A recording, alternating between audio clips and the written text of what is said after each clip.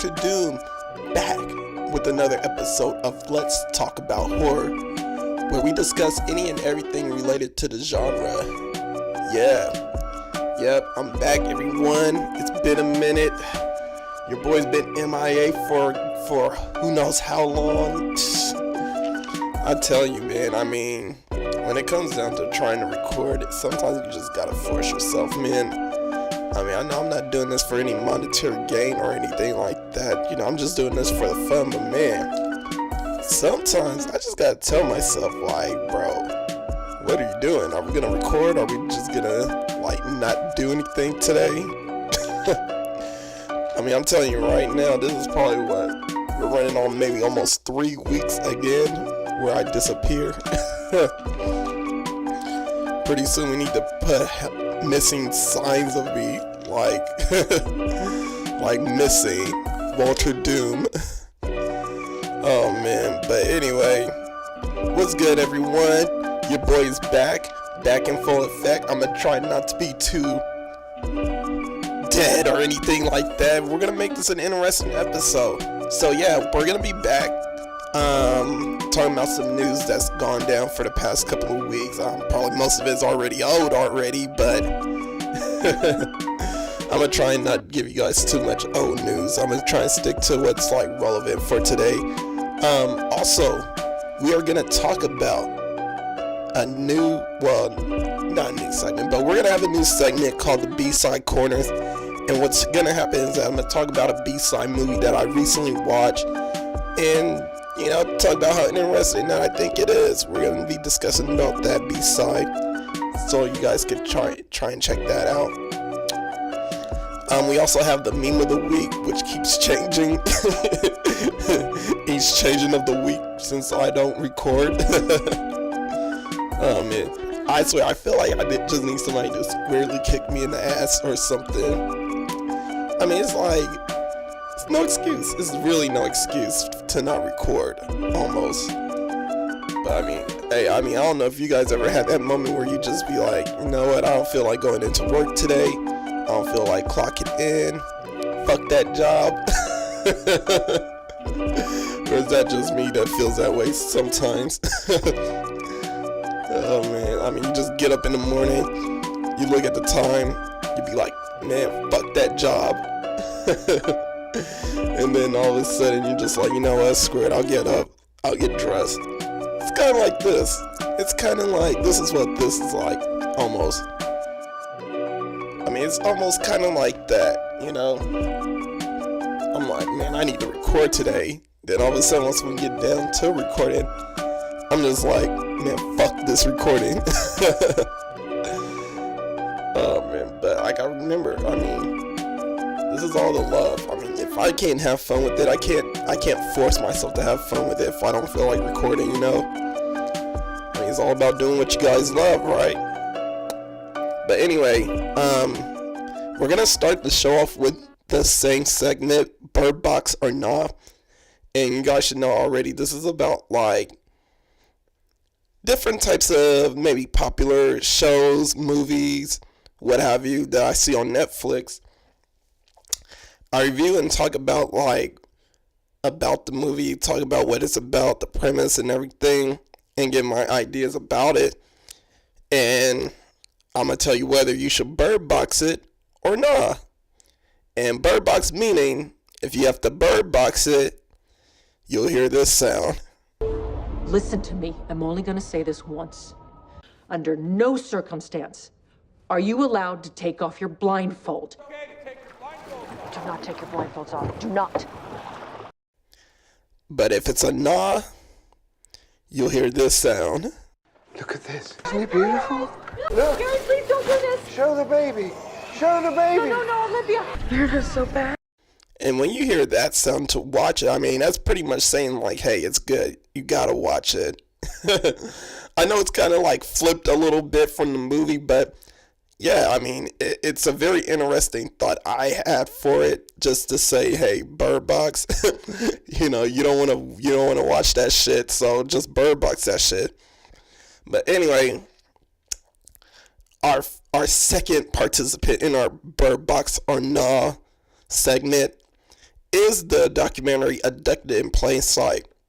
Now, I watched this documentary like a couple of weeks ago, and I gotta say, it will have you feeling a couple of emotions. It will have you angry, shocked, frustrated, and disgusted. All in that whole hour and 30-minute time span. I mean, everything that goes on in that documentary and some of the stories you hear from it is fucking crazy. Very crazy. So, this documentary is based on the real life kidnapping, well, I should say the real life twice kidnapping of Jen Broberg, who is an actress. She's been on like many television and film. Nothing really major, at least for me, nothing really major that kind of like made me go, oh yeah, I remember her. But she's been in various television and film. So, the story is about her twice kidnapping. And her kidnapping is by a family friend whose name is Bob Berchtold. I'm so struggling with this dude's name. But, yeah. So, twice kidnapping by the family friend Bob Berchtold.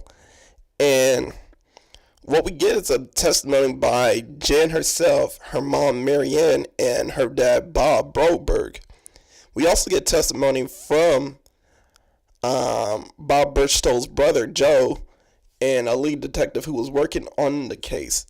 Now, when you hear this, when we first get introduced to this story, like I said, you will be in disbelief about some of the things you hear.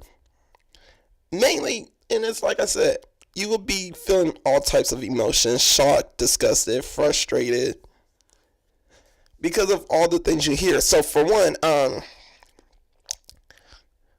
the way this family got together, I mean, they pretty much found them at church, and, you know, it's basically a new family. Bob Berchtold had like 5 kids with his wife, and they became friends with the Brobergs. And what happens in this story, like, they start getting together, you know, family, you know how family friends work out, you know, there's always somebody friends with someone, everyone's all happy and shit. What we start to see and unfold a bit is that Bob Berchtold, the villain in the story, he pretty much starts developing these fantasy type thoughts about Jan, the main girl in the story. And what happens is that this guy, he's been trying to get to her for the longest, which is so crazy. I mean, he actually does get to her in the story. I mean, we do hear about how he got to her. But the first time, before he really kind of like got to where he wanted to be, was, you know, he pretty much groomed the family into a false sense of security, in a way. And then blackmail. And it was crazy because not only did he just use the mother for his own blackmail game, but he used the dad also. And here's some crazy shit that was crazy to me. Like how he pretty much blackmailed them. I mean, he was with the mom at a church retreat and they ended up making out. That's one story that was like, okay, I could kind of see that happening. What I cannot see happening, and this is where shit was just real, I'm gonna have to say, and just so you guys know, this story is pretty serious. I mean, this story is really serious, so I won't be joking around. I won't be using samples too much for this story because this shit is like for real crazy. And I couldn't believe what I was hearing. I was shocked and in disbelief. But back to the blackmail of Bob. So Yeah, when Birchtold seen Bob, he was trying to tell him like some crazy shit about how his wife is pretty much not satisfying him anymore. And it's like, okay, I mean, dude, you got like 5 kids with her. I mean, hey, maybe you guys could spice things up in a bedroom or something. I mean, well, this is a totally different time also. I mean, I'm pretty sure like some people were kind of uptight about stuff like this because it was like 1975, but hey, who knows? But yeah, he told Bob that he just wasn't like satisfied with his wife anymore, and that he needed some kind of sexual relief. He didn't say sexual relief, he just said relief. But he wanted sexual relief from Bob. Now, here's the first thing that made me kind of angry. Oh, well, not really angry, but more shocked than anything. And it's just how Bob seemed to comply with Birchtold's manipulation. Because that's what he was doing. He was definitely manipulating his family for the longest before he really got to Jan.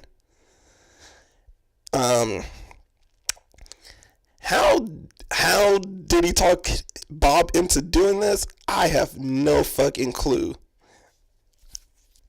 I mean, just imagine, you're a guy. You're sitting in the car with another guy. One of your friends, one of your dear friends. You know, who knows how the relationship has begun, but you guys been friends for quite a while. To hear your friends say like, hey, you know, I'm kind of miserable with my wife right now and I need some kind of sexual relief. Can you help me out with that? Like, that, I mean, not in a joking manner, but that shit right there, I was like, the fuck? I mean, I would have to look at my buddy and just be like, yeah, but buddy, I don't know what to tell you. I can't help you in that area. I mean, seriously, I myself cannot picture myself doing that to one of my friends. Which is why I was like really shocked about this happening in the story. Just to hear like Bob gave Birchtold a hand job. I'm just like, bruh, I don't know. I don't know what to tell you there, my friend. Like, there might be some closet sexuality that you might not have tapped into yet. At least that's what I was thinking. I was thinking, like, how could the dad just go ahead and give that man a hand job? Like, and I mean, even though I'm shocked that it was just only a hand job, I mean, because it could have been a lot worse. I mean, he could have ended up just like sucking the dude's dick off or anything, or whatever. I mean, he could have did something way worse than that. To sit there and actually, you know, limit himself to just giving the dude a hand job. I mean, that's weird. That's weird to me. For a guy who I would assume was claiming that he was a heterosexual male, you know, for him to just sit there and comply with the guy, it baffles me in every single way possible, because there's never a point where you're just like with your buddy and your buddy's like, hey, yeah, you know, I'm not satisfied right now and I need some relief. My joke would be like, hey, there's some hookers down the street, so you could go and get relief from them. But instead, not Birchtold, but Bob Broberg just sat there and complied with the man. That was strike number one. That's where dude was clearly fucking up.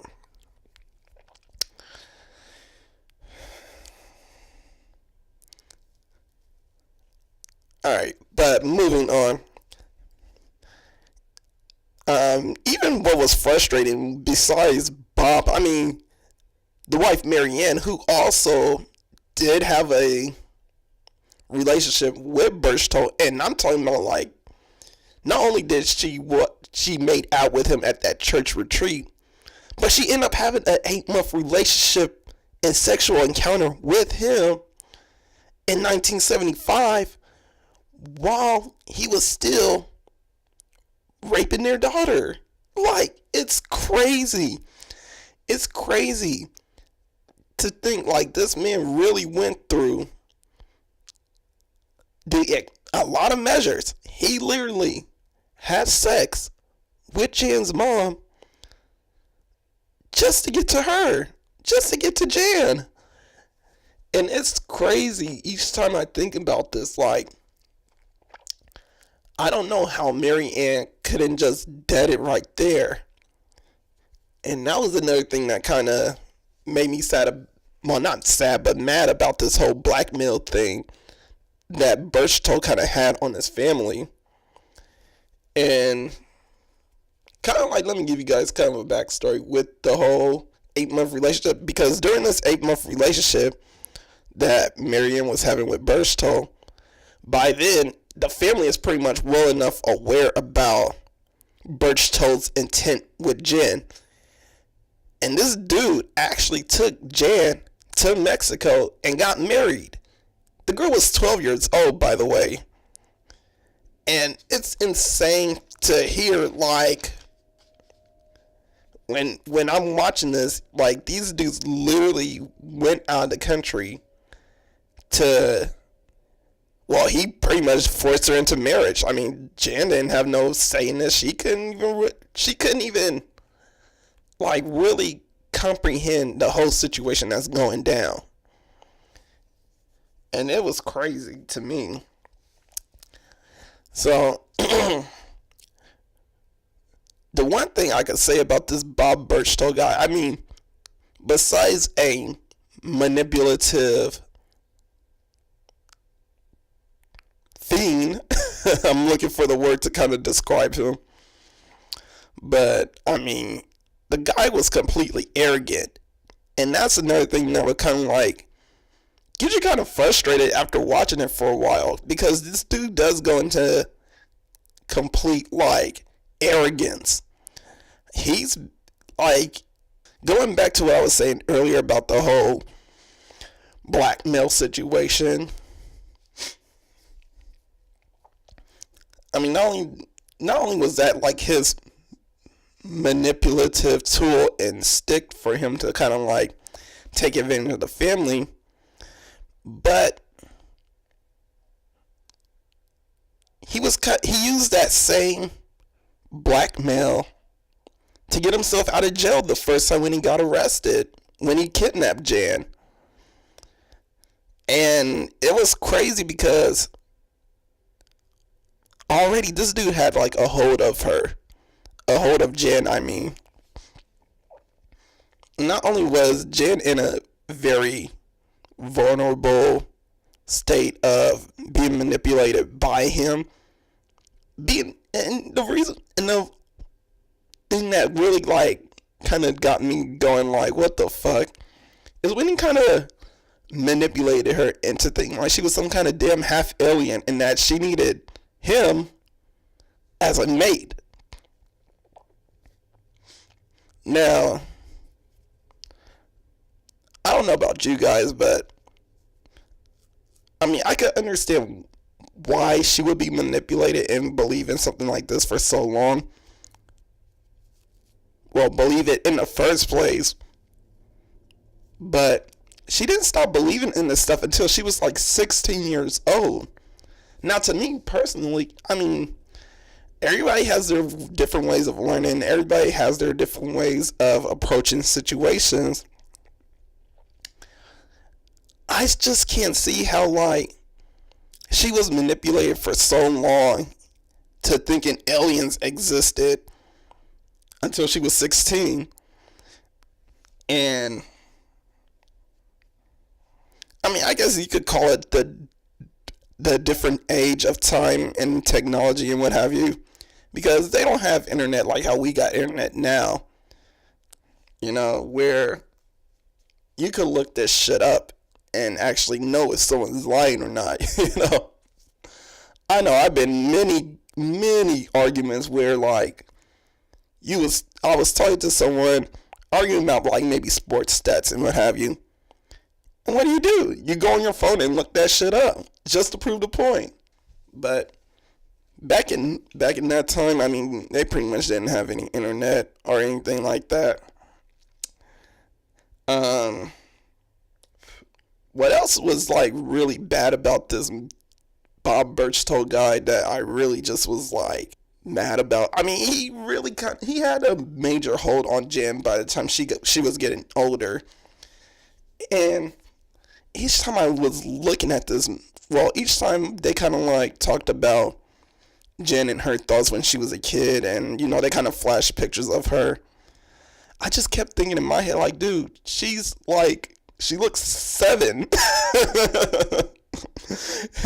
And it just like reminds me, like, the dude is definitely sick because the girl looks 7. The girl is 7 years old, even though she's like 12, 13 or whatever. Girl, she's a kid, dude. She's a kid, bro. Come on. And it just really shows like how disgusting some individuals really are. I mean, this dude, when he had the good relationship with the family before he started moving around city to city, because everybody pretty much knows now he's a pervert and a kidnapper. Before he started like moving around and all that, and he was still kind of friends with the family, he would always give Jen like sleeping pills. Turn out that they're allergy pills for her. And I don't know if the parents knew about it, or if he kind of suggested that he was giving her allergy pills or whatever. But it was terrible, like, to know that he was using sleeping pills on her just so he could be close to her. It's disgusting. It's vile. It's very vile in every way. But like I said, the dude was arrogant. He was definitely the most sickening person that thus far this year I'm hearing about. Actually, hearing this story, I was shocked I didn't hear about this sooner. I'm just like, damn. Who knew people like this really existed? I mean, we know people like this exist, but just to hear the story, it's very disgusting.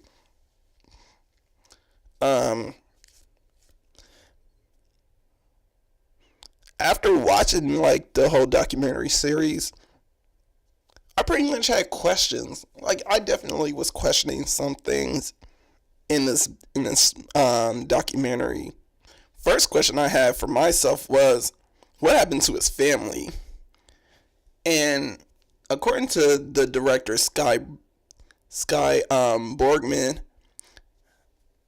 she wanted to get the family involved, like his immediate family, but they didn't want to get in. They didn't want to like open any old wounds. According to their report, they didn't want to have to talk about like what was going on back then, because honestly speaking, throughout this whole documentary, I was wondering, where's the wife? Where's the kids? What are their thoughts about this, to have to go through their dad being a pervert? And it's crazy to me because, I mean, we do hear about the wife at first, like when it's the first kidnapping, but then we don't hear about her after, like, he comes back and, he's brought back out of jail and what have you. And it's crazy because, I mean, the family, this whole setting takes place in Pocatello, and it's supposed to be like a, well-off neighborhood. Well, I don't know about well-off, but it's more like a quiet neighborhood. Everybody knows each other, small town, yada, yada, yada. But this guy, after, he gets in all kinds of trouble because of the kidnapping.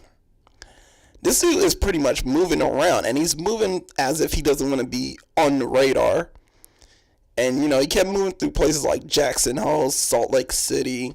I mean, at one point, when he kidnapped Jan the second time around, which she kind of went out willingly with him, because by that time he kidnapped her the second time, he already had a hold of her. He already fully manipulated her. And he pretty much, like, told her things to make her believe, like, oh shit, this is really happening. This is our mission. You know, they would call, and that was one thing that was kind of like making me upset also, was that, you know, he really kept to talking to Jan like a child, even though we know, like, he saw her in the most perverted way possible, and introduced the whole alien situation as if like a kid thing. Like, he called it a mission and everything, like it's their mission to be together and have kids and all that. And it was gross. It was gross on so many ways possible, that he just kept, like, you know, manipulating her childish mind into that situation.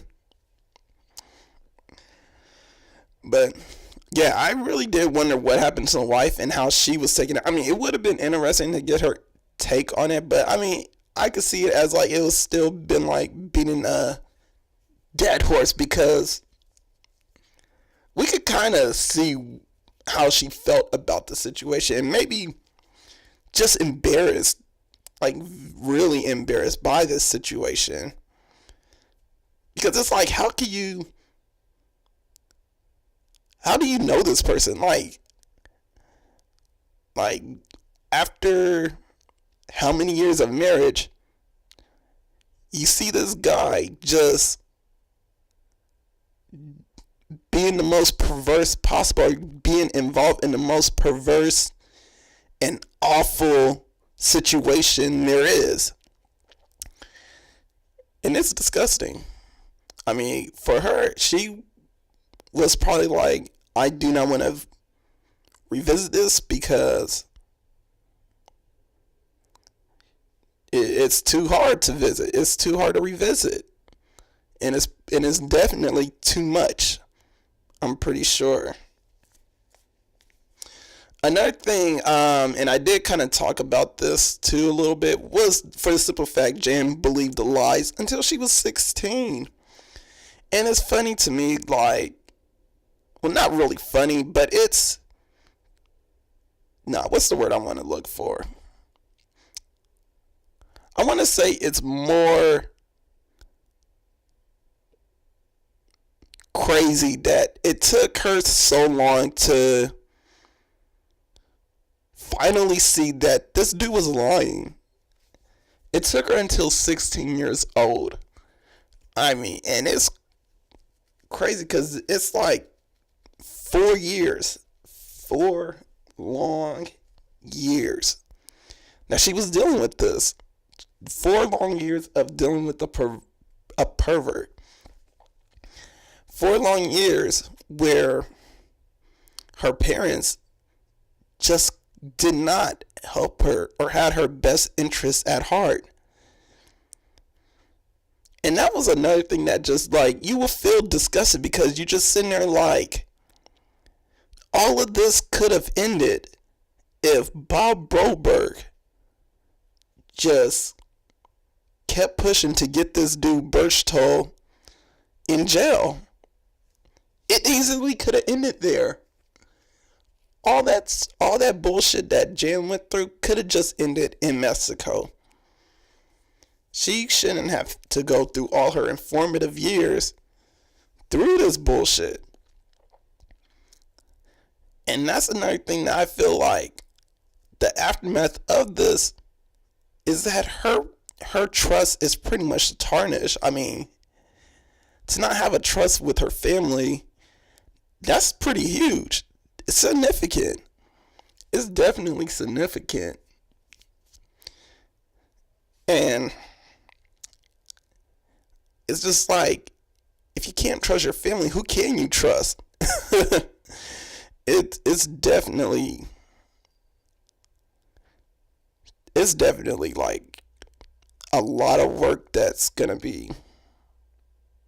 has to be mended. I mean, I'm pretty sure the family and their relationship is good now, but I'm pretty sure then, it was definitely tarnished and ravished in every way possible because of this guy. And I'm pretty sure the fear was there because the dude didn't actually go to jail. And that's one thing that would make you also angry.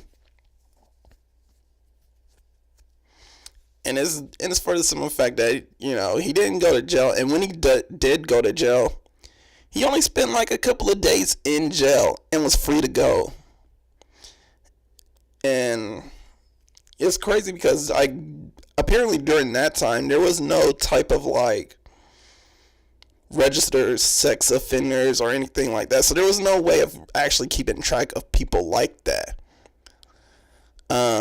We find out in the story that Bob Birchtold, before him and his family moved to Pocatello, he was actually tried for actually raping a little girl, like a child.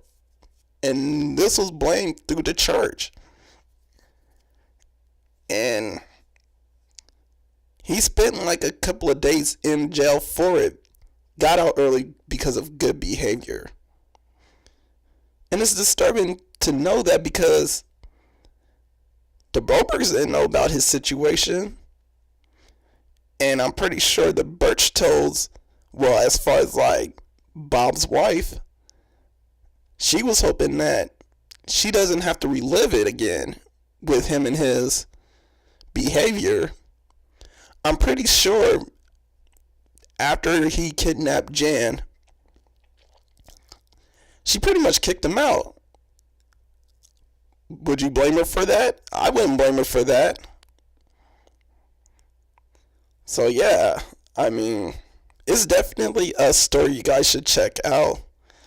You will definitely be pushed through all types of emotional boundaries, which is why I'm gonna have to say you can't bird box this one. Look at this. Isn't it beautiful? Look. Gary, please don't do this. Show the baby. Show the baby. No, Olivia. You're just so bad. Alright, now that we got that out of the way, here's a couple of news. We're going to talk about some news now. And here's a couple of news that's been out for the longest. Now just talked about by me. First off, did you guys hear about that Terrifier news that came out? Man, there is a script that's completed. Damien Leone, who's created Terrifier, has finally released like just a picture on his social media accounts, mainly Facebook, saying like the script is done. So yeah, we're gonna get a new Art the Clown movie. And yeah, I mean, if you guys paid attention to my Terrifier podcast, that you guys are still giving views for, hey, yeah, you should know me of all people am very excited that there's going to be a new Terrifier movie that's coming out. The first, I wouldn't say the first one, but I don't know if you guys watch movies like All Hallows Eve, which is the introduction to Art the Clown, but it wasn't just mainly based on him. That movie and the Terrifier movie spinoff, you guys should know how fucking gory and crazy those movies are. I mean, I recently was listening to All Hallows Eve while trying to sleep. I mean, that's one thing you guys may not know about me. I sleep with movies playing. I'm that kind of person. I'm like, I don't know. I just gotten too used to like, I need some sort of sound to kind of help me fall asleep. I need some kind of noise in the background. And I want to say is like, because I don't want it to be dark in my room, but I would say it's more like a distraction, because I'm that type of person. When I'm in bed, I'm usually tossing and turning and thinking about shit, whether it's like important or not. You know, kind of just like overthinking too much, and you know, it's just stuck in my head for a bit. I'm a Cancer. What do you expect? Oh man, but yeah, to kind of combat my obsession, I'll have to say, is that I started playing movies in the background. It started off with just playing, what's that movie? Metropolis. Yeah, Metropolis, the old school black and white film. And if you guys haven't watched that movie before, you guys are fucking up. That's a very good movie. I actually really like that movie. Probably one of my favorite black and white films of all time. But yeah. It started off with watching Metropolis. Then it moved on to like other things, like other movies. Nowadays I have like Tubi playing like a movie, because usually on Tubi, I mean, after one movie is done playing, they'll cycle another movie in just for you. Something that, you know, kind of is, whether it's relative or not to the last movie you watch, they'll cycle in a movie just for you to watch. And yeah, I usually just have Tubi playing just because I know they're gonna cycle through those movies, and you know, it's gonna keep me from getting distracted or distracting myself. Now, what sucks sometimes is like I have the worst sleep patterns in the world.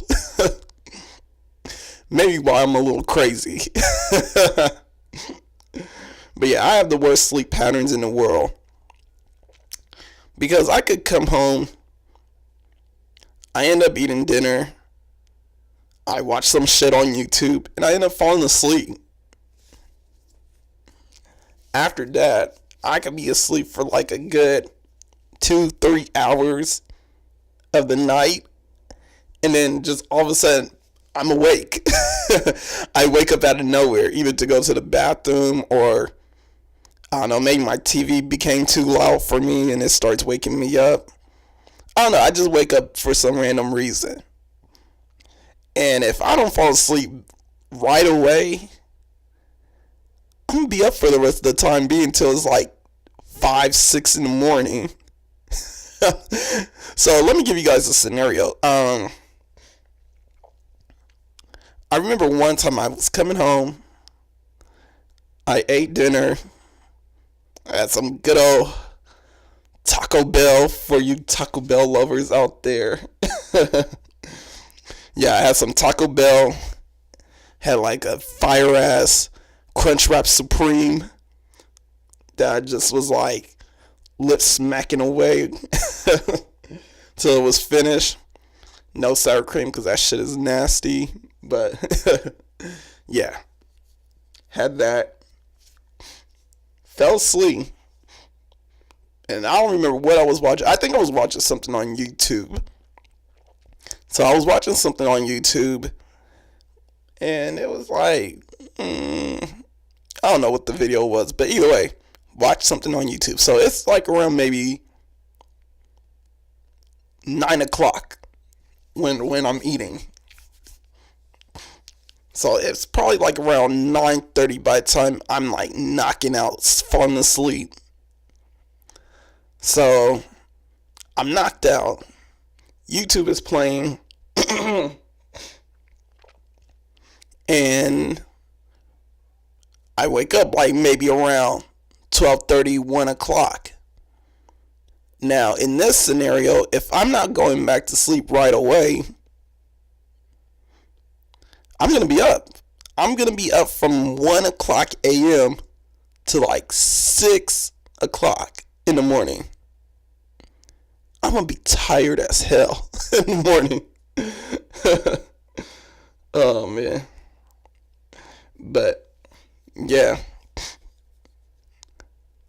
that's just like a scenario of my sleeping pattern. What ended up happening after that, I was up, and I was pretty much up till like 5 o'clock in the morning, or six o'clock in the morning, and I pretty much fell asleep from there.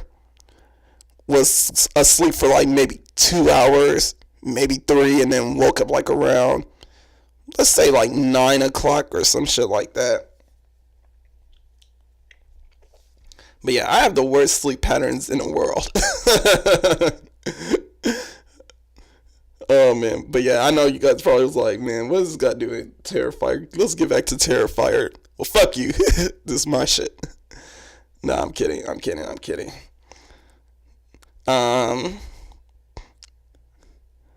But yeah, the new Terrifier should be coming out pretty soon. They haven't started any filming yet, but we do know David Thornton is gonna be back as Art the Clown, because he definitely tweeted, and yeah, he pretty much sounds like he's about to be back as that role. Now, here's some things that I'm hoping that are happening.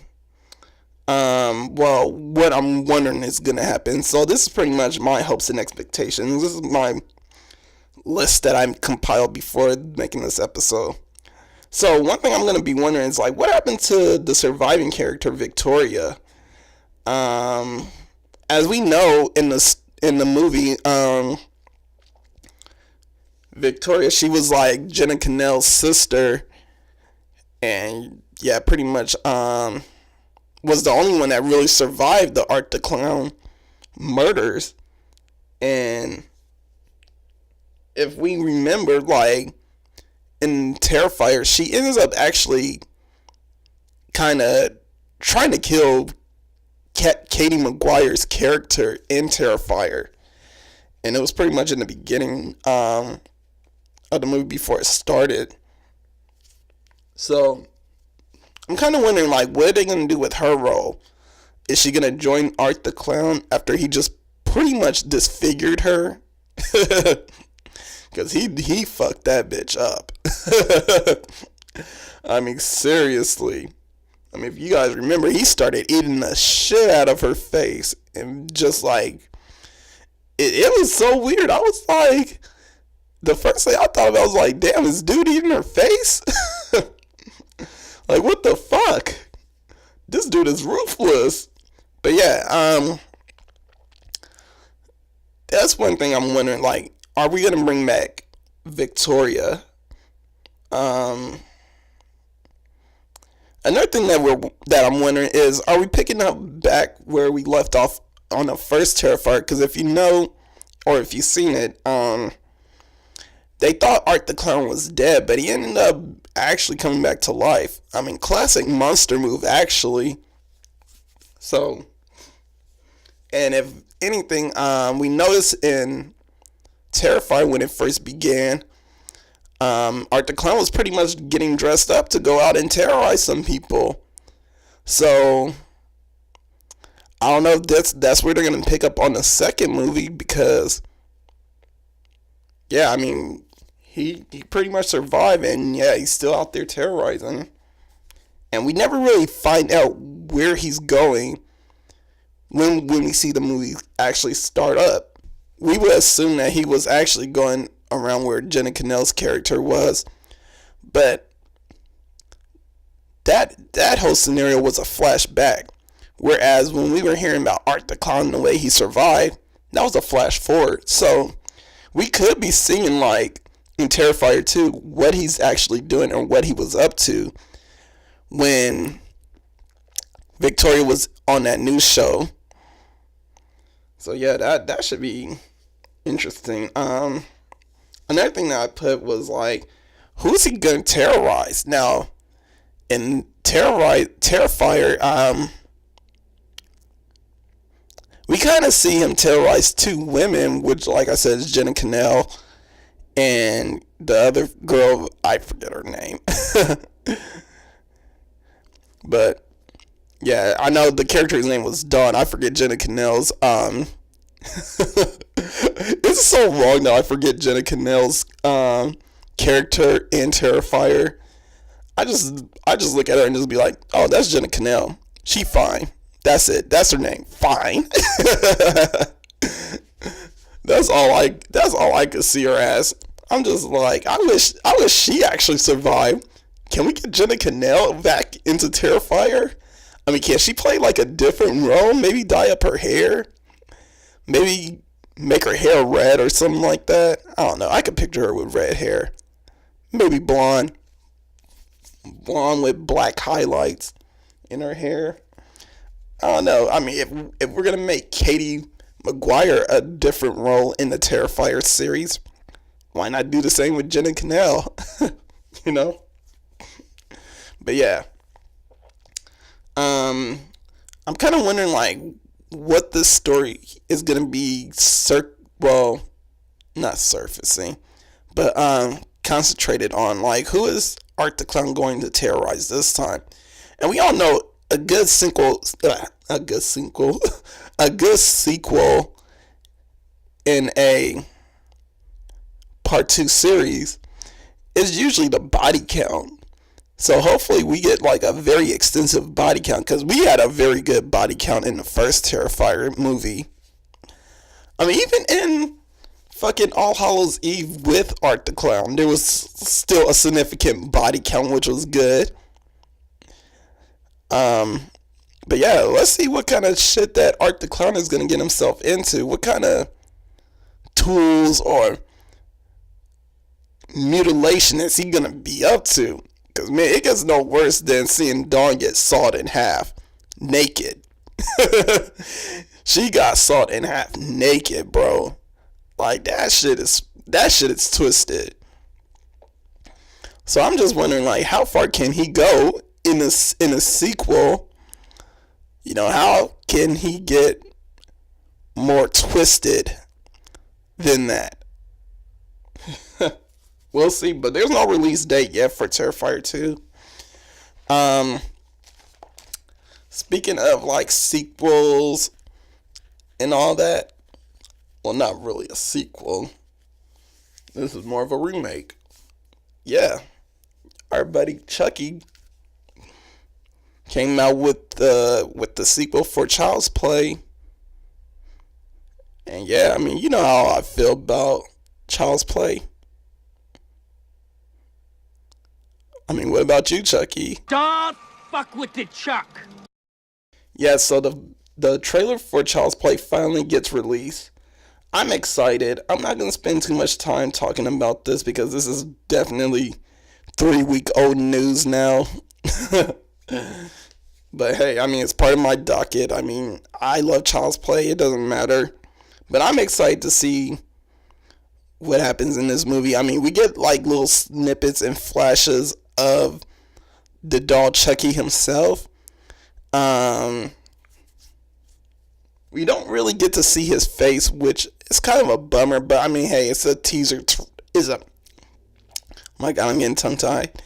It's a teaser trailer. Oh my god, I can't even talk today, guys. But yeah, it's a teaser trailer, and it's just to get us kind of to get the audience to know, like, hey, this movie is happening, which is a good thing. I mean, now everybody's pretty much aware that there's going to be a new Chucky movie. The only thing I feel that's probably going to be the biggest problem is, for those that aren't really up to date about this movie, I still feel like they're going to be wondering what happened to Brad Dourif. Where's the Voodoo? I mean, I'm pretty sure once they see this movie, they know it's going to be a remake. And I mean, it's already out that it's a remake. So I'm pretty sure everyone's going to know it's a remake. But for people that are longtime fans, or actually, not, I wouldn't want to say fans. I want to say maybe like people who like Chucky but haven't been watching the Chucky movies for the longest. We'll probably be wondering like those key components of Brad Dourif, the Voodoo, and why Andy is so old. I mean, just to see like a 12-year-old boy. I mean, I really want to see how they really play this shit off. They really got to make this movie believable to where a 12-year-old boy is gonna have a doll. Now, I don't know, man. I mean, I don't know too many kids that are 12 that will want a doll still. Like, maybe, I would say maybe a girl, maybe. But it's kind of hard to believe almost that, like, a 12-year-old boy will want a doll. Yeah, I don't know. But we'll see how they play it off, because he is supposed to have technological advances. And, I mean, just to know that he has those kind of advances is going to be interesting. I don't know what the motive for Chucky to killing everyone would be, but it should be interesting. I mean, I heard one take, like, maybe Andy is being bullied by kids from his school. Who knows? And maybe, you know, those kids that are bullying him or people that he sees, like, are wrong. Chucky's going to try and protect them, because, you know, pretty much it's like the good guy whole motto, you know, best friends to the end, friends to the end, and all that. So who knows? I mean, maybe Chucky is like trying to be Andy's protector and kill off anybody that really hurts Andy. I don't know. But I do like the robot theory that they're going to have in this movie. I like the fact that they're really making Chucky like more technologically advanced. I do like also how they're using the Kazlan branding for this movie. So it kind of gives you like a whole Apple, Microsoft rollout a bit, which is pretty dope. I mean, I kind of like how they're doing it. The whole handling and treatment of this movie being promoted right now is pretty good. I really like it so far. I just can't wait to see what the actual movie looks like. Should be very interesting. What's also interesting, like just recently, I seen like what's interesting is that I saw a mashup with Toy Story and Child's Play. So if you guys know this already, or if you don't know this, Child's Play and Toy Story 4 are coming out the same day, which is June 21st, I believe. So it should be very interesting, because we always have that parallel of Toy Story and Child's Play. And what happened was, from this YouTube channel called Trailer Blend, they actually had a trailer blending Toy Story with Child's Play. So they took the Child's Play sound from the trailer, and they inputted scenes from Toy Story, from the first Toy Story actually, into the trailer. And it's very interesting. It's very funny. I mean, you guys definitely need to check that out. I'll probably link it down in the description so you guys could check it out. But yeah, I mean, it's so funny just to see like fucking Woody looking like very menacing, like almost like Chucky.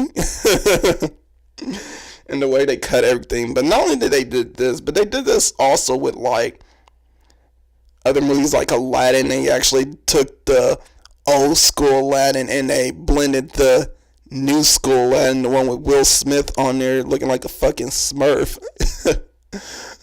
on there. And yeah, that one's interesting. And it actually what's funny is that with the Aladdin trailer, they don't even use Will Smith's genie. They actually use Robin Williams' genie at the end, which is funny because they use the old school Aladdin cartoon movie as the pictures, but they use the new school, the live action Aladdin movie that's supposed to come out pretty soon. They use the sound for that one. Now you would think, because you know they're using the sound from like the newest Aladdin, you know, they'll still use it for the genie. But instead, they were like, nah, fuck that Will Smith genie. We're going to use the genie that Robin Williams was. Which is crazy. It was so funny. But not only did they do Aladdin, they also did like Thanos They had a Thanos trailer, but the thing about that is they used the promo for Logan for Thanos. So you get like clips from Infinity War and shit hearing Thanos talk, but they're treating it as if like it's Logan, which is so interesting to me. It's definitely like worth checking out. Yeah, so I'll leave it in the description for you guys to check it out, for you guys that are listening to on YouTube. Yeah, but definitely not Toy Story. What the fuck am I saying? Oh my god. But definitely checking out Child's Play. Can't wait till that comes out. Speaking of killer dolls, shit. Speaking of killer dolls, like I was saying before I totally dropped my mic, a new movie with Octavia Spencer is coming out, and it looks like a weird one, maybe. I don't know.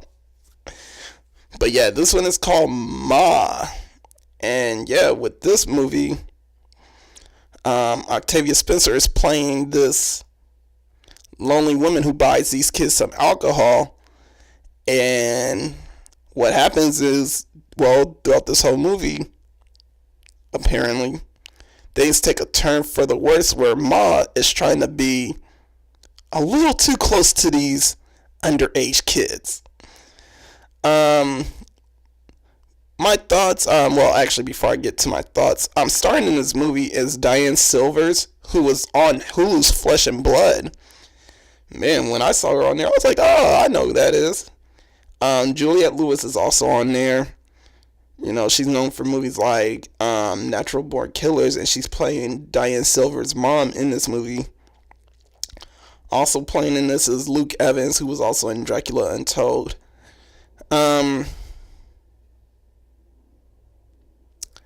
I would have to say I don't know how to feel about this movie. It looks crazy. It doesn't look scary, like I said. This movie is coming out on May 31st, 2019. I'm not really freaked out by it. The only thing I could say, this movie kind of reminds me of two movies. Sociopathia, which you guys could check out on Tubi, and May, which came out in 2002, which you could also check out on Tubi, I believe. Yeah, even though this is a Blumhouse produced film, I can't help but feel like it's doing what those two movies are doing. And the only reason why I say that is because we do see Octavia Spencer character kind of take a bunch of teens and kind of like have them spread around the room with her as if like they were like dolls and what have you. And what happens in May is that this lonely woman named Mae Dove Kennedy, who was played by Angela Bettis, she ends up like killing everyone that's around her after she kind of like breaks up in a relationship with this one dude because he was freaked out by her. And what happens is that she takes all these people around her that she kills, and she uses their body parts to create a doll. And that's one reason why I say like this movie Ma is kind of like May, because like I said, I see in one clips for May in the trailer, you see Octavia Spencer with like just all these teens spread out on the couch, and they're all dead pretty much. I mean, they look dead, and she kind of like paints over them and kind of makes them over and all that. And it kind of reminds me of May a bit, like just how like May was always trying to like kill these people and kind of like just want to make like the perfect friend, like a doll or whatever. Same thing in Sociopathia, where the main character and killer, Mara, who is played by Tammy Jean, she pretty much develops a lesbian relationship with these random women, and she ends up killing them just to have the best friend or a doll beside her. And that's why I feel like Ma, as weird as they want to kind of like promote this movie as, I can't help but feel like it's taking the same role as these movies. And that's just my thought about that one. I mean, I don't know what you guys think about this. I mean, to me, honestly, I mean, I feel like we're gonna see the same thing that we've seen before. But that's just my idea. I mean, but if you guys want to check out Ma, definitely check it out. It comes out, like I said, May 31st of 2019. Last but not least, it's our favorite segment.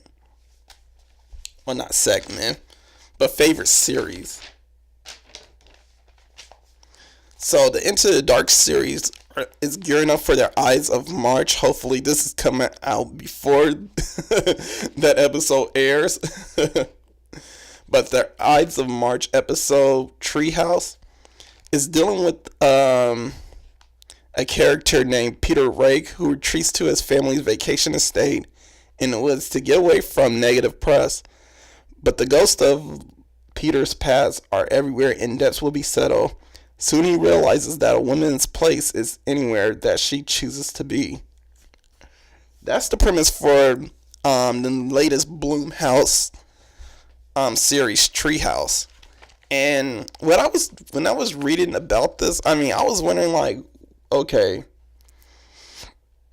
I'm for one surprised they're not doing anything for St. Patrick's Day. I thought that was going to be the focus, since that is the holiday for March. Another thing that's surprising is that they're taking more of the Ides of March as a focus for this one, which should be an interesting take. If anybody that's like unaware what the Ides of March is, it's a Roman holiday observance day where around March 15th, any kind of debts that you have, you just pretty much have to settle them for whatever reason. I mean, it's more of like a spiritual type holiday. And I'm pretty sure in this movie, we're going to get like a feel for that, like around March 15th, like it's going to be March 15th. And the main character is going to be dealing with all types of craziness happening. Looking at the trailer, and kind of like right now, I'm kind of spitballing, you guys. I was gonna write something, honestly, but man, I did not write anything for this. So I'm really just talking about like what I'm thinking. When I was looking at the trailer, a couple of things that I noticed. So first off, we got Jimmy Simpson from the Westworld and Black Mirror. He's pretty much starring in this movie. We also got Stephanie Beatrice, who is on Brooklyn Nine-Nine. And man, am I excited to see her on there. I mean, she is fine, but yeah. Man, I don't know how many times I'm going to say someone is fine or whatever. I swear somebody should like keep count of this or some shit like that. Be like, well, in this episode you said this person is fine. I mean, hey, can't help it. But where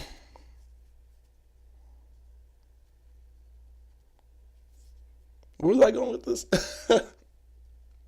I swear I lost my train of thought. Oh yeah, I remember now. So yeah, I mean, a couple things that I noticed in this trailer for Treehouse.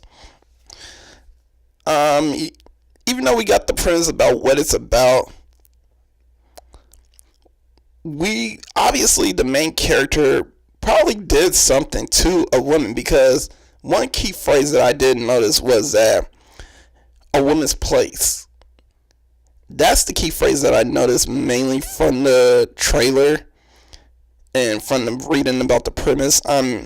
Apparently, I mean, what I think is that the main character did something to a woman, whether it's him personally or his dad. I mean, also because keep in mind he is retreating in a family getaway estate and all that.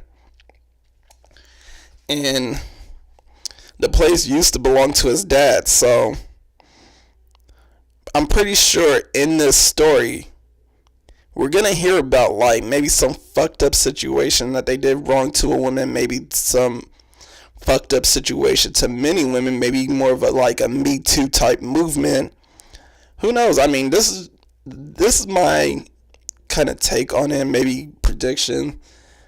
But the one thing that was sticking out to me, besides the whole depths of March, is definitely the part about a woman's place. And that's one thing that was like a key phrase to me that's like sticking out. I don't know how accurate I'm gonna be concerning that. I kind of did call it with down. But I'm hoping this one is very good also. I mean, like I said, I'll rank this one after it comes out. I'm hoping I don't have really much expectations or thoughts about like how good it's gonna be. I'm going in with a blank slate with this one. But not only do we get news about this story, this movie that's coming out, we also hear about their next two integrations, which is dealing with Mother's Day and April Fools, which should be good to see. So on April 5th, you're going to have a April Fool's episode, and it's going to be called I'm Just Fucking With You. And what I'm Just Fucking With You is going to deal with is going to be a story of a man and his sister on the way to a family wedding who endure a night of increasingly frightening practical jokes during a one-night stay at a scheduled motel. Starring in this story, we're going to have Kira O'Donnell, Hayes MacArthur, and Jessica McNamee. Man, I am butchering names like crazy. And I'm usually one not butchering names. But also for the Mother's Day episode, which is All That We Destroy, this one is going to follow a genetics who fears that her son may be becoming a serial killer and creates a group of clones in an attempt to cure him of his psychopathic tendencies, therefore allowing him to relive the murder of his first victim. This one sounds fucking insane, I gotta say. And if anything, this one is going to sound more surreal than anything. In this one, Aurora Perrineau is going to be in this one. She's coming back for another episode. I mean, as we all know, she was actually on the first Into the Dark series episode, which was The Body, and she played... I can't remember her character's name, to be honest. Oh, it was Dorothy, where she played Dorothy. But, yeah, this all that we destroy sounds very interesting, sounds very surreal, sounds like almost like kind of like Puka in a way. And Puka was a very good movie. You guys know how I feel about that. But yeah, that movie comes out on, well, that episode, I should say. I shouldn't call it a movie. These are all episodes, but that one comes on May 3rd, and that'll be the Mother's Day episode. All right. So right now, I'm going to take a quick break or what have you. And when we come back, we are going to have our B-size corner spot where we're going to talk about the B-horror movie of the day, which is Voodoo. Red rum. Red rum. Red rum. Red rum. Red rum. All right, y'all. We back. We back in full effect. It's your boy. And We are here for a segment that I like to call B-Side Corner, where we're going to talk about B-horror movies that you can catch anywhere on stream. Well, almost anywhere on stream. And today I'm going to talk about Voodoo, which is on Tubi.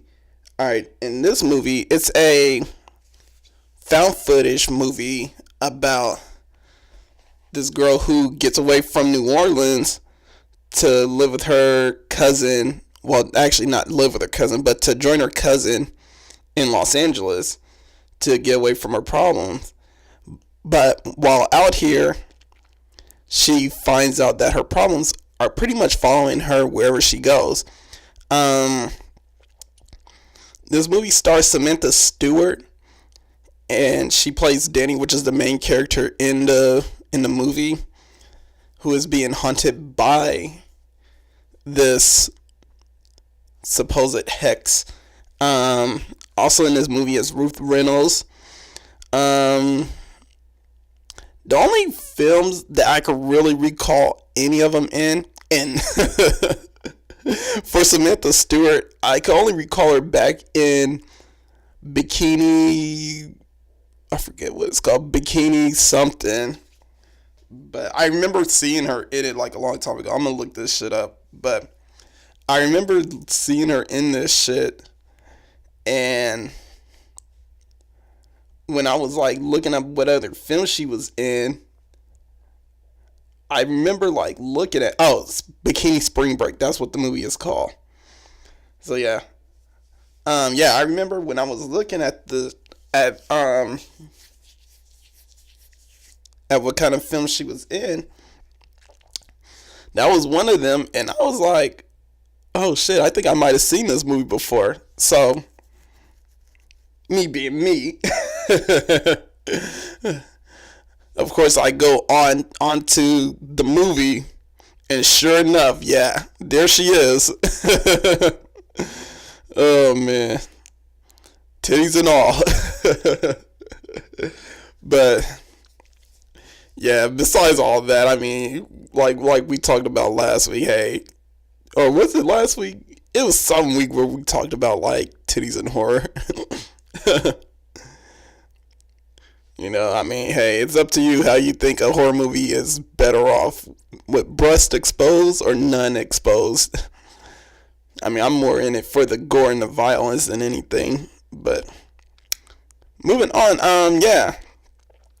So I just remember, like, you know, on one of those random movie nights, you know, I did actually watch that bikini movie that she was in. And funny thing, once I saw her in the scene, I was like, oh, shit, that is her.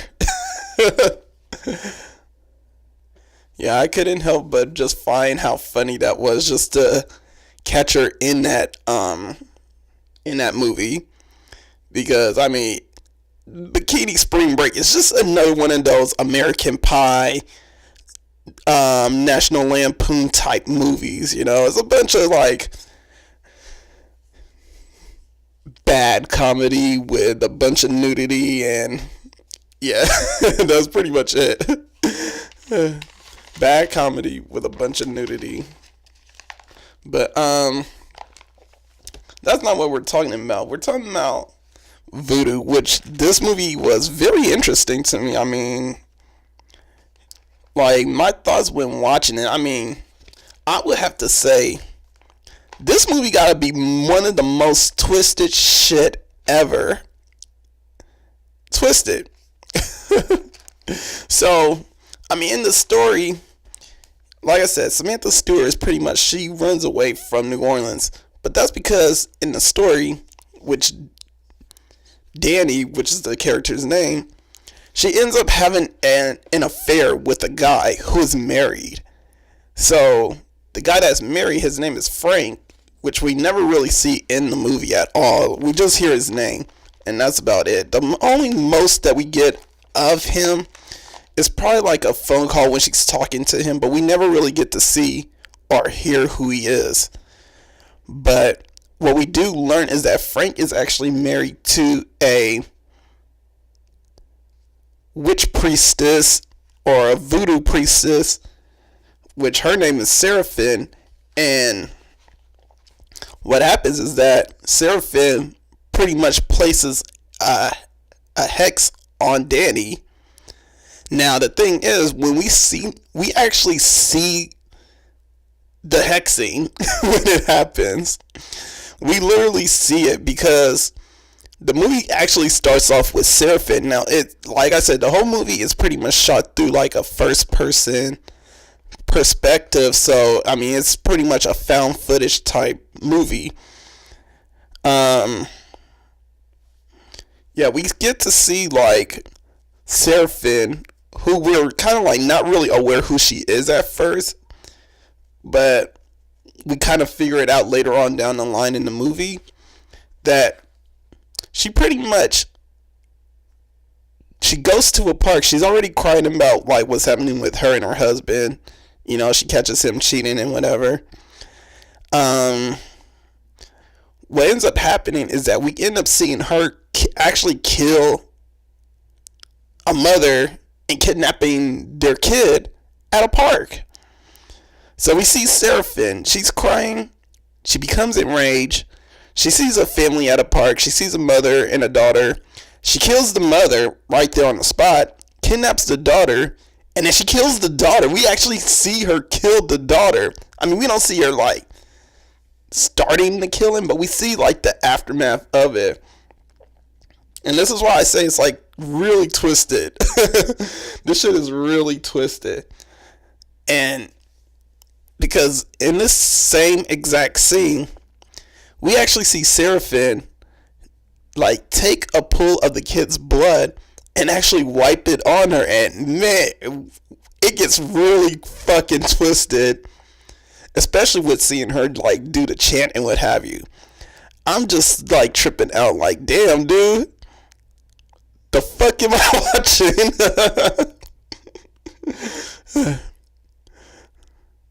I mean, Chucky, you said it best. Fucking nuts. And it's crazy because you're just sitting there watching, seeing this happen. After we see pretty much like the curse taking place, I mean, it is all types of fucked up. I might have to add. I mean, we don't get too much of the crazy shit happening within the movie. I mean, it takes a while before the movie, it takes a while for the movie to get to the point of craziness, or twisted, I should say. And, you know, between the Ron Jeremy, which I'm wondering, who the hell thought it was cool to get Ron Jeremy to be in this movie? I really want to know, like, was it really necessary for him to be in this movie? I mean, I don't know. I mean, I live in LA and all that, but I have never seen Ron Jeremy walking down the streets of Hollywood or anything like that.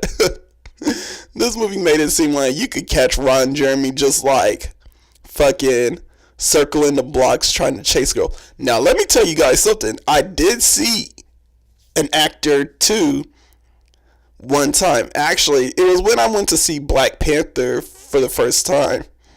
And it was pretty much the premiere. It was like, I went to like this venue, which is like a social preview for the movie Black Panther. Alright, so it's like me and my homeboy, we're like on the train and whatever. You know, about to go check out this Black Panther movie. Sure enough, and if you guys live in LA, you guys will see this dude walking around. I kid you not. And if you guys actually watched those type of movies when you were young, man, you will see this fool everywhere. But we've seen this dude Brian Pumper, the porn actor, on the fucking train, handing out fucking business cards and shit. I mean, he looked like he was recruited. Now, I don't know how active Brian Pumper really is. I mean, the last time I heard him being really active around that scene was maybe around that Montana Fishburne movie was out But that was pretty much it. After that, I mean, I didn't know if this dude was still active or not. But to see this motherfucker handing out business cards and shit to females and shit, it was just like that Ron Jeremy situation in the movie. It was just like that. I shit you not. I mean, he wasn't sitting there having drinks or anything with them, but it was to the factor like he went up to them. And it's funny because Brian Pumper's only like 5'4" or some shit like that, but just really buffed out.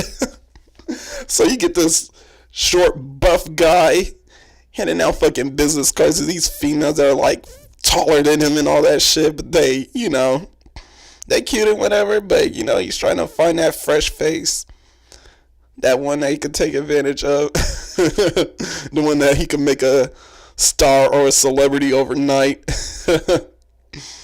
Oh man, okay, that last one was kind of dry. But I mean, hey, fuck it. I was listening to Kanye not too long ago, especially that song with him and Twista. So yeah. But yeah, it was so weird to see that. And me and my homeboy, all we could think about was like, damn, yo, that's Big Pumper, my boy. Like, and the funny thing, it's not even the first time I seen this dude walking around, taking the train and all that. I've seen this dude so many times. And this was probably like the time that I'm just talking about where he actually gave the girls the business cards. That was probably like the most, I would have to say, interactive he has ever been, at least from me seeing it. Like, that was my first time actually seeing him actually handing out shit. Other times I just usually see him getting off the train, carrying his dog and shit. I'm just like, bruh, like, I'm surprised to see this dude. I'm just sitting there like, man, do anybody know who this dude is? But anyway, moving forward. But yeah, Ron Jeremy, I mean, I don't get how he was in this film, but hey, I mean, it happens. I guess it's part of the LA experience where, like, I guess he was being used more for, like, you know how, like, there's always people around Hollywood trying to, like, recruit, and I'm putting this in air quotation marks, recruit women to be in movies and all that. You know, they're being promised, like, oh yeah, you're going to be in a Hollywood film, blah, blah, blah, this and other. You want to be an actress, da, da, da, da. But, you know, they end up trying to put them in porn films, or, you know, they getting scammed out or whatever. You know, that's the dark side of Hollywood, but I feel like that's probably what Ron Jeremy's role was pretty much being in this movie. Because like I said, it reminded me of that time when I saw fucking Brian Pumper and he was passing out business cards and shit. What was funny is, like, my homeboy, he was yelling at the chicks. He was like, hey, you better go get that money. Oh, man, I had to look at him like, oh, my God, dude. Chill, homie, chill. Oh, man, I swear, if you don't have that one friend that does some really fucked up crazy shit, you really don't know what living is like. Man, because when my homeboy did that, I was like, chill, homie. like, don't cut up. So I can't bring your ass anywhere. Oh, man. It was funny. What's funny to me is, like, I could think about just one time, like, this dude. And I don't know how many of you guys remember this, but there used to be, like, a place called Saddle Ranch over in Universal City Walk. It was like a restaurant, but on weekends they have it used as like a club or whatever. So my homeboy, the one that I went to go see Black Panther with, which we both seen Brian Pumper. Now this was like a long time ago. But me and my homeboy, we were at Saddle Ranch. We was just chilling. It was like a group of us or whatever. So this dude comes in contact with a bunch of girls because, you know, he's the one dude that, like, talks to girls and all that, you know. He don't give a fuck. he'll talk to a girl, like, just, like, whatever. And, you know, that's usually the guy that gets things rolling. But it was funny because this particular night, I guess nothing was going right for him. So this dude, for some reason, and I don't know what the full conversation was. I wasn't even nowhere near it. But when we were leaving, we were by that group that he was talking to. So I'm talking to my friends. I'm talking to the homies, whatever. We're talking about bullshit. We're trying to head home and all this, that, and the other. And just out of nowhere, all you hear from my homeboy is, who the fuck wears a leopard print dress anyway? Out of nowhere, straight into the chick's face. And that's where me and my friends, you know, we all grabbed him. We're like, chill, homie, chill. What happened? Now, to let you guys know, nothing abusive happened, but if you guys were there, it would have been hilarious because this dude just out of nowhere, all you hear this dude say is, who the fuck wears a leopard print dress anyway? Dog the shit out of her. But the thing is like, who the fuck would wear that leopard print dress anyway? I mean, that shit was hideous. Like, the chick was wearing like this blue leopard print dress, and it didn't look bomb. It didn't make her like pop or make her look like, you know, good or anything like that. So my homeboy, I guess from what he was telling me, he was just trying to make conversation, trying to, you know, see how her night's going. And just like, she said something real slick and disrespectful. And, you know, like I said, you got those crazy friends. You always gotta be like, damn, homie, chill. This dude comes out of nowhere like, who the fuck wears a leopard print dress anyway? To this day, man, to this day, this shit has been the most hilarious shit ever, man. We always bring that shit up to him. Like, yeah, man, you gonna cuss somebody else out? Say, who the fuck wears a leopard print dress? Oh, man. But back to the movie. So we get all this first person narrative. We pretty much like, we're giving pretty much feedback about like Danny and her situation back home at New Orleans. But while this is going down, she just doesn't know, like, even though she ran away from her problems in New Orleans, her problems actually followed her. So we see sprinkled out in the movie when she first, like, goes to sleep and tries to turn off her camera, she actually puts it on nightscape, and we see, like, the demons in the background, which she cannot see because, you know, they're demons. They're pretty much already followed her. They're already with her.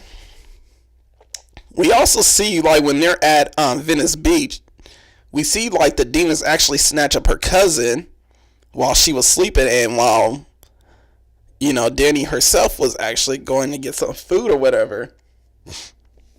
Things don't start fizzling out until, like, the last scene. Well, not the last scene, but the last, I want to say, like, 30 to 40 minutes of the movie, where we're being introduced into the most twisted shit ever. Now, this is a 27-minute scene of pure torture. Pure torture. I mean, we get treated to movies like Saw and shit. And, you know, we get Saw saying shit like, I want to play a game. And, you know, somehow, some way he gets people to either kill themselves or they survive or whatever. But in this movie is pure torture. Like, man, it's hellaciously. I mean, I literally had the time to, because the first time watching this, I didn't really, like, knew how long this shit was. But after timing it, I was like, this is 27 minutes of pure torture. I mean, and here's where things are tortured. So we get Danny, I mean, she's going through all these rooms. And she's being pretty much forced. And these are demons that are forcing her to go through these rooms and whatever. So you see her, she goes through one room where she sees like this pedophile uncle. And it's like a baby, well, not baby, but a kid version of, I guess, her cousin. So yeah, she had to go through that and probably relive some of his abuse that he probably did to her as a kid. Not only that, she goes through a room where she has to see her mom actually get dismantled and disfigured by a bunch of demons after she was being comforted by her mother, you know, to just like stay strong. We also get to see her going through, because we find out that she did have an abortion in this movie, that she goes through like a room where women are giving birth. But what happens is these women are actually eating the babies. And you actually get to see that shit too, which is so twisted and crazy. I mean, I know I've seen some twisted shit before. I want to say, like, I haven't seen twisted shit like this since maybe Human Centipede Part 2. And the part is like when the main character in Human Centipede, he pretty much staples everybody, and you know, he has no type of surgical or medical, you know, skills or ingenuity. So he's just pretty much copying what he sees in the movie, but doing it the best way he can. And he's pretty much stapling everybody together to create the Human Centipede. Now, what's also crazy from that shit, that was crazy within itself. It was twisted because you get to see people shitting on themselves, which is gross. You see them kind of like when they're trying to get away from each other, or they're trying to become detached from each other. You know, you see like the staples and everything and shit like that. I mean, it's twisted. But you also see in one scene, because after he's like unsuccessful with trying to have a human centipede, and he knows like people are dying, he pretty much starts shooting everyone. And with one of the victims, you know, one of his victims was pregnant and she was expecting. So what happens is that the baby actually starts coming. So the woman, you know, naked already, she jumps up, smacks the shit out of the dude, jumps in the car, has her baby, and a umbilical cord still attached, and she's in a car. She starts the car. The baby is already pushed out under the gas pedal, and she ends up killing the baby because she's stepping on the gas pedal trying to get away from the villain in the movie. That was twisted shit. That was some real twisted shit. And to say this movie is a little more twisted because we're seeing babies being eaten, it's more twisted to me. Especially when we get to the final scene where she is actually being raped by the devil. That was twisted also. And between like going through the butcher, having her getting branded, we see a lot of twisted shit that we just can't forget. So, I mean, this is definitely a movie that is twisted beyond measures. I mean, if you really, I feel like this will really test how much you could really watch a horror movie. It's not gory in a sense like Terrifier, Because Terrifier is gory. That's the only reason why I like it. I like it because it's gory. I mean, the gorier, the better. Which is why I also like, what's that movie? Oh, Toolbox Murders. Toolbox Murders 2. That's why I like it, because it is gory. It satisfies the need of what I want in a slasher film. But in this one, gory or not, I had to tell myself, this is a twisted ass movie. It is definitely a twisted ass movie to check out. But yeah, definitely, you guys, if you have Tubi, definitely check this movie out. Voodoo it's on Tubi. You won't be disappointed, because it is definitely twisted. The movie gets twisted on every bit of sense.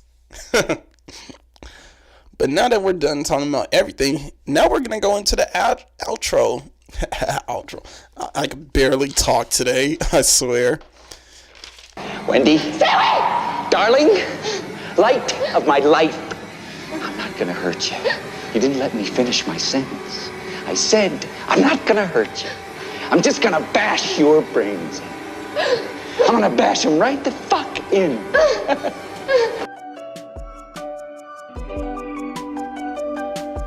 Alright, so as you all know, we always have the meme of the week and we always have the movie of the week to watch. So this week's meme of the week will be probably all the Jussie Smollett memes that are out there. Now, if you guys don't know, Jussie Smollett is an actor that's on this show called Empire. I usually watch it. It's one of my favorite shows I like to watch that's non-horror related. But what happens is that Smollett actually lied about an attack that was put on his life. Apparently, he claimed that he was targeted for a hate crime, and that they beat him up and threw bleach on him, and that these attackers were homophobic and represented Donald Trump's following of Make America Great Again. Now, what ends up happening like a couple of weeks ago, well, actually literally last week, they end up finding out that he was lying the whole time. And since then, I mean, he went to jail and he has charges pressed against him and could possibly earn him jail time if found guilty. So yeah, it's a very serious situation. Nothing really funny about that. It's just like the 21 Savage memes. I mean,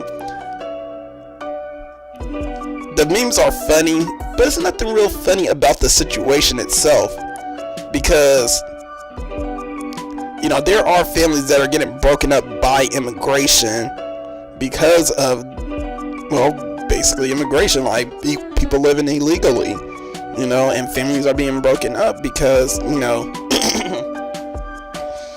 either the parents have like don't have citizenship and the kids do. You know, it goes through like this whole situation of families being torn apart. It's unfortunate of what happened to 21 Savage, but I mean, I'm glad that he's doing a lot better now. You know, I mean, I don't personally know him. You know, he's just an artist. I mean, I'm a nobody. I'm just sitting here doing YouTube. That's all I'm doing. But yeah, same thing with Smollett. Like, his situation, crazy within itself, but not really a funny situation, especially for the simple fact that a lot of people were put on this case and it was treated as if a high profile case. So a lot of man hours was put into this situation to try and like get these attackers, but these attackers turned out to be people who he worked with, like his personal trainer and his brother. And he paid them like a lump sum, but it wasn't a good situation within itself. I mean, there's like other various crimes, and especially since it happened in Chicago too. I mean, I don't know what the crime is out there. I mean, I know for a while it has been talked about, like there's been a great amount of violence happening in Chicago. So for it to have like people focus on a case which is not really a real case, it was kind of tragic. It was tragic to hear, and it was just stupid. It was just straight stupidity on Smollett's part, which is what won him our meme of the week. Are the thousands of memes out there. Also, for our movie of the week, it's Playing with Dolls Bloodlust, which came out in 2016. This is a movie that is directed, written, produced, edited, and cinematographed by Renee Perez. In this movie, it stars Richard Tyson, Karen Bronze, and Colin Bryant. And this is probably like one movie that is probably up there with Terrifier, man. Like, this is definitely a slasher film worth watching. I enjoyed the gore. So the premise of this movie, it's a group of actors or actresses, and they're starting this reality TV show, and they're taken to this cabin where they are in a reality competition of a slasher film, but only to find out that this game is actually real. And man, is it gory. I mean, seriously, you see in the opening scene, and this dude, I forgot what the monster they call him, but I only know him best as Metal Face, because I don't think he had a real name, if you really think about it. Because I seen Metal Face the first Playing with Dolls movie also, and yeah, they didn't have a name for him. And yeah, he just, I don't know, the monster itself is kind of weird. But in the opening scene, well, probably one of the scenes that I found interesting, which was an interesting gore, is you see Metal Face. He has a girl that's tied up. Well, no, was she tied up? No, she wasn't tied up. He had her on against a tree. She was like basically lying down, or not really lying down, but like sitting down, powerless, whatever. And he takes like a sledgehammer and he goes in on her face, dude. I'm just like, fuck, when I first seen that shit. Oh man. If you guys follow me on Instagram on Walterdoom, I mean, you'll see me in my reactions. I had the most funniest reaction. I was just, I couldn't believe what I was watching. It was crazy. It was definitely insane. But definitely check out Playing with Dolls Bloodlust. That's on Amazon Prime if you guys have Amazon Prime. Definitely check that out. But other than that, I'm pretty much done. Pretty much signing out. Leave your comments at the bottom. If you guys want to follow me on Instagram, it's Walterdoom. Other than that, I am signing out. It's your boy Walterdoom for another episode of Let's Talk About Horror. This is America. Don't let them catch you slipping now. Peace.